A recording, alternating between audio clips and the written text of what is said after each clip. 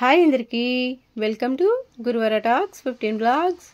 ఈరోజు రెసిపీ వచ్చి పిల్లలు ఎంతో ఇష్టంగా తినే మంచి ప్రోటీన్ కలిగిన simple and easy tasty recipe మసూరి దాల్ ఇంకా నెయ్యి వేసి వండిన కిచిడి. ఈ కిచిడి మసూరి దాల్ లేదా ఎర్ర కందిపప్పుతో తయారు చేస్తాము. ఇంకా నెయ్యి వేసి వండడం వల్ల మంచి టేస్ట్ కూడా వస్తుంది. పిల్లలు చాలా అంటే చాలా ఇష్టంగా తింటారు. ఈ కిచిడి కాంబినేషన్ పెరుగుతోటి అయితే ఇంకా బాగుంటుంది. పిల్లలకి చాలా ఇష్టమైన రెసిపీ అనమాట ఇది. ఉదయాన్నే లంచ్ బాక్స్లోకి చాలా క్విక్గా అయిపోతుంది. పిల్లలు కూడా చాలా ఇష్టంగా తింటారు. కరెక్ట్ క్వాంటిటీతో చేస్తే కిచిడి మెత్తగా అయిపోకుండా చక్కగా వస్తుంది. మసూరి దాల్ ఇంకా నెయ్యి వేసి వండడం వల్ల మంచి టేస్ట్ కూడా వస్తుంది. ఈ కిచిడి కాంబినేషన్ పెరుగు కూడా చాలా బాగుంటుంది. ప్రాసెస్ చూపిస్తాను పదండి. కిచిడి తయారు చేయడం కోసం రైస్ కుక్కర్ కప్ తోటి హాఫ్ కప్ వరకు మసూరి దాల్ తీసుకోవాలి. మసూరి దాల్ లేదా ఎర్ర కందిపప్పు అంటారు. 1.5 కప్పు వరకు రైస్ తీసుకోవాలి. 6 పచ్చిమిరపకాయలు, కొత్తిమీర, పుదీనా, లవంగాలు, చెక్క, ఇలాచి, జీలకర్ర, నెయ్యి, ఉప్పు, పసుపు ఇవన్నీ కూడా పక్కన పెట్టుకుని ఇప్పుడు ఒక గిన్నె తీసుకుని అందులోకి మసూరి దాల్ ఇంకా రైస్ వేసి రెండు కలిపి శుభ్రంగా కడిగేసి 2-3 సార్లు అందులోకి వాటర్ పోసి నానబెట్టుకోవాలి ఒక 10 నిమిషాల ముందు. చూడండి రైస్ కొలుస్తున్నాను. 1.5 వరకు తీసుకోవాలన్నమాట. చూడండి కరెక్ట్గా 1.5 వచ్చినాయి.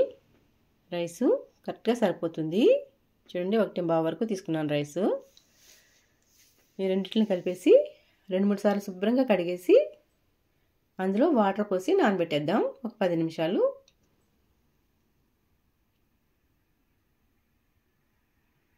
ఇలా నానబెట్టేసుకుని ఒక 10 నిమిషాలు పక్కన పెట్టేసుకోవాలి. తర్వాత ఇవి నానుతూ ఉంటాయి. ఇప్పుడు స్టవ్ ఆన్ చేసి ఒక ప్యాన్ పెట్టి ప్యాన్ వేడెక్కాక 1 టేబుల్ స్పూన్ వరకు నెయ్యి వేయాలి.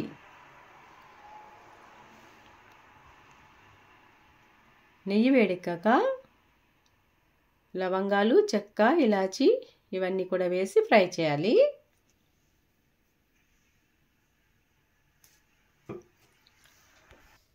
ఈ మసాలాలు ఇలా ఫ్రై అయిన తర్వాత ఇప్పుడు అందులోకి 1 టీ స్పూన్ వరకు జీలకర్ర వేయాలి. జీలకర్ర కాస్త ఎక్కువగా వేస్తే మంచిది. డైజెషన్ కూడా త్వరగా అయిపోతుందండి. అందుకోసం జీలకర్ర ఎక్కువగా వేసుకోవాలి. స్టవ్ అయితే సిమ్లోనే ఉండాలి. ఇప్పుడు కొత్తిమీర, పుదీనా, పచ్చిమిర్చి ఈ 3 వేసేసి ఫ్రై చేయాలి. ఈ 3 ఇలా ఫ్రై అయిన తర్వాత ఇప్పుడు 1 టీ స్పూన్ వరకు అల్లం వెల్లుల్లిపాయ పేస్ట్ వేసి ఫ్రై చేయాలి.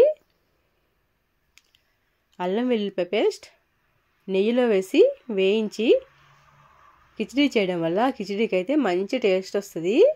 ఇలా వేగుతుంటే చక్కగా మంచి స్మెల్ వస్తుంది కూడా. నెయ్యి కూడా మంచి స్వచ్ఛమైన నెయ్యి అనమాట. అందుకోసం మంచి స్మెల్ వస్తుంది. ఇవన్నీ ఇలా ఫ్రై అయిన తర్వాత చిటికెడు పసుపు వేసి ఫ్రై చేయాలి. చిటికెడు అయితే సరిపోతుంది. నేను తక్కువ క్వాంటిటీ చేస్తున్నాను, అందుకోసం చిటికెడే సరిపోతుంది అనమాట. ఎక్కువేమీ వేయాల్సిన అవసరం లేదు. ఇవన్నీ ఇలా ఫ్రై అయిన తర్వాత ఇప్పుడు మనం ఏ కప్పుతో అయితే రైసు పప్పు తీసుకున్నామో అదే కప్ తోటి 3 కప్పుల వరకు వాటర్ వేయాలి. ఇప్పుడు మనం తీసుకున్న క్వాంటిటీ మసూరి దాల్ వచ్చి హాఫ్ కప్ తీసుకున్నాం, రైస్ వచ్చి 1.5 కప్పు తీసుకున్నాం. టోటల్లీ 1/2 కప్పు తక్కువగా 2 కప్పులు అనమాట. కానీ నేను 3 కప్పులు ఎందుకు వేసానంటే ఫస్టే మనం రైస్ని పప్పుని కడిగేసి నానబెట్టుకున్నాం కదా, అందుకోసం అనమాట. కరెక్ట్గా సరిపోతుంది. మరీ ఎక్కువగా వేసామంటే మెత్తగా అయిపోద్ది అనమాట. అల్లం వెల్లుల్లిపాయ పేస్ట్ ఇవన్నీ వేసాం కాబట్టి చక్కగా ఉడికిపోతుంది. ఈ వాటర్ వేసి ఇలాగ ఒకసారి బాగా కలిపి చూడండి వాటర్ ఎంత కలర్ఫుల్గా కనిపిస్తున్నాయో. వాటర్ని బాగా మరగనివ్వాలి. స్టవ్ ఇప్పుడు మీడియం ఫ్లేమ్లో పెట్టుకోవాలి. చూడండి ఎంత బాగా కలర్ఫుల్గా కనిపిస్తున్నాయో. నిదానంగా ఎసరిని మరగనివ్వాలి. నెయ్యి కూడా స్వచ్ఛమైన నెయ్యి అనమాట. మంచి టేస్ట్ వస్తుంది మా నెయ్యితోటి. చూడండి ఎసరు మరుగుతుంది. ఇప్పుడు మనం కడిగి నానబెట్టుకున్న పప్పుని బియ్యాన్ని నీళ్ళన్నీ వంపేసి వేసేయాలి.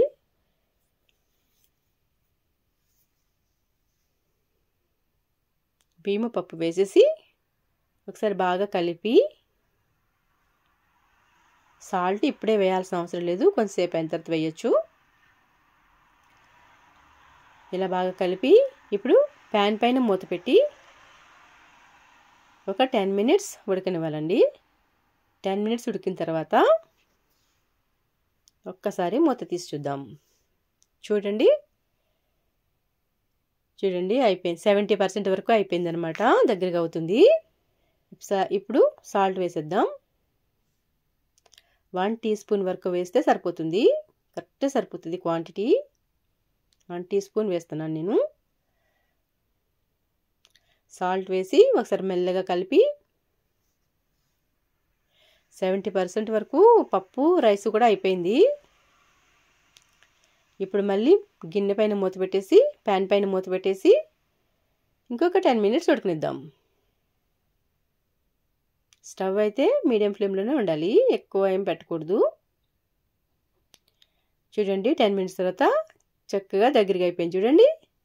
చూడండి అడుగునేమీ లేదు కూడా, చక్కగా అయిపోయింది. ఇప్పుడు పైన 1 టేబుల్ స్పూన్ వరకు నెయ్యి వేసేసి చుట్టూ వేయాలన్నమాట. నెయ్యి, ఈ కిచిడీలో నెయ్యి ఎక్కువగా వేస్తేనే బాగుంటుంది.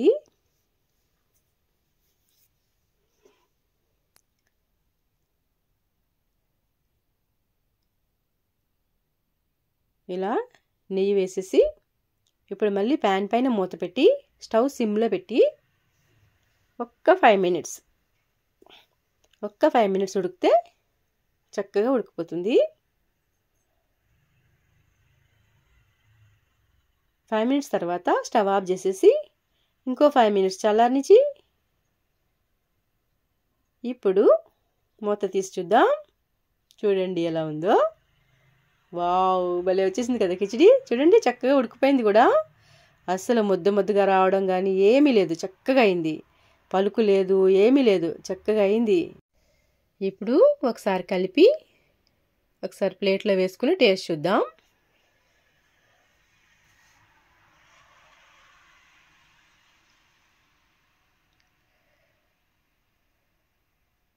చూడండి ఎంత బాగా వచ్చిందో, అసలు ముద్దలాగా రావడం కానీ ఏమీ లేదు, చాలా బాగా వచ్చింది. ఈ కిచిడి కాంబినేషన్ పెరుగుతోటి పిల్లలు చాలా ఇష్టంగా తింటారు, చాలా బాగుంటుంది. చూడండి ఎంత బాగా వచ్చిందో. ఉదయాన్నే పిల్లలకి ఏం చేయాలి, బ్రేక్ఫాస్ట్ ఏం చేయాలి అని తలపట్టుకునే కంటే చక్కగా ఇలాగా మసూరి దాల్ ఉంటుంది ఎలాగో ఇంట్లోనూ, అందరి ఇంట్లోనూ చక్కగా కిచిడి చేసేసి పిల్లలకి బాక్స్లో పెట్టేస్తే ఒక్క మెతుకు కూడా వదలకుండా చక్కగా తినేస్తారు. ఖాళీ బాక్స్ పట్టుకొస్తారు ఇంటికి, అంతా బాగుంటుంది ఈ కిచిడి. చాలా అంటే చాలా బాగుంటుంది. ఎవరి వరకు కొనేందుకు నాకు కూడా చాలా అంటే చాలా ఇష్టము ఈ కిచిడి అంటే. పెరుగు వేసుకుని కిచిడిలో తింటే కూడా చాలా బాగుంటుంది. పిల్లలకి మంచిది కూడా, మంచి ప్రోటీన్ కలిగి ఉంటుంది అన్నమాట. ఆరోగ్యానికి కూడా చాలా అంటే చాలా మంచిది. ఒకసారి టేస్ట్ చూస్తాను ఎలా వచ్చిందో. చూడండి ఎంత బాగా వచ్చిందో, సూపర్ అనమాట, అదిరిపోయింది, చాలా బాగా వచ్చింది. చాలా టేస్టీగా కూడా ఉంటుంది. మీ పిల్లలందరికీ కూడా ఒక్కసారి చేసి పెట్టండి ఇంట్లో, చాలా ఇష్టంగా తింటారు. ఒకసారి పెరుగు కూడా వేసుకొని కలుపుకొని తిని చూస్తాను. ఉట్టి తిన్నాను కదా, ఇప్పుడు మళ్ళీ పెరుగు కలుపుకొని చూస్తాను.